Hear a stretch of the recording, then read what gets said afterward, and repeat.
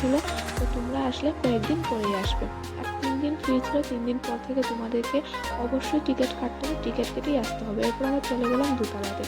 দোতলাতে গিয়ে তোমরা দেখো আরও একটা রুম ছিল, এখানে কিন্তু প্রাকৃতিক জিনিসই বেশিরভাগ ছিল। তো ঢুকেই দেখলাম আমরা অনেকগুলি স্ক্রিন ছিল, স্ক্রিনের মধ্যে অনেক কিছু লেখাও ছিল, কিন্তু ভালো করে দেখতে পারিনি কারণ প্রচুর ভিড় ছিল। এখানে দেখো সেলফি পয়েন্ট একটা ছিল, তো সামনে গিয়ে বাদরটা কথা বলছিল, সবাই এখানে ভিড় হয়ে গেছিলো। আর এই জায়গাটা জাস্ট ওয়াও, এখানে অনেকগুলি পাখি ছিল, আর পাখির নিচে যে বটনগুলি আছে সেগুলো তোমরা টিপ দিলে এই পাখিটার তোমরা সাউন্ড শুনতে পারবে। তো এটার পর আমি সবাই বলছিল এটা টিপা দাও, এটা টিপা দাও।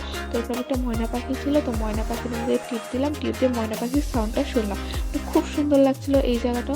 এরপর আমরা এখানে সব দেখে একটু সামনের দিকে চলে গেলাম, গিয়ে একটা কুইজের একটা জিনিস ছিল, ত্রিপুরার থেকে কুইজ করা হচ্ছিল, যেটা রাইট আনসার তোমরা স্ক্রিনে মানে টাচ করবে তাহলে রাইট আনসারটা যদি হয় তাহলে রাইট দেখাবে। এরপর একটা পুকুরের মতন একটা জিনিস ছিল, এখানে সব কিছু দেখানো হয়েছিল।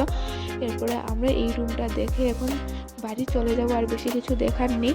তো তোমরা অবশ্যই একবার এসে দেখে যাবে, সাইটটা খুব সুন্দর হয়েছে। আর আজকের ব্লগটা ভালো লাগলে অবশ্যই লাইক কমেন্ট শেয়ার করতে। ফিরে আসছি নতুন ব্লগ নিয়ে, ততক্ষণ যেন বাই বাই।